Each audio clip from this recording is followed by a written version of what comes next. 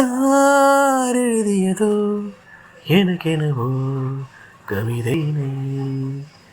நான் அறிமுகமா மறைமுகமாகம் புறமா விழியால் ஒரு வேடியா விடையா இது கேள்வியா உலகை மறந்தே மறந்தே மறந்தே யார் எழுதியதோ எனக்கெனவோ கவிதை நான் அறிமுகமா மறைமுகமா அகம்புறமா விழியால் ஒரு வேடியா விடையா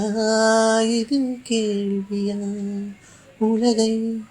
மறந்தேன் மறந்தேன் மறந்தேன் ஓர் பனி துளியும்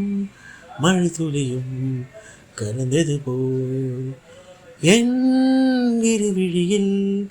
இருவிழியாய் அணிந்தது யார்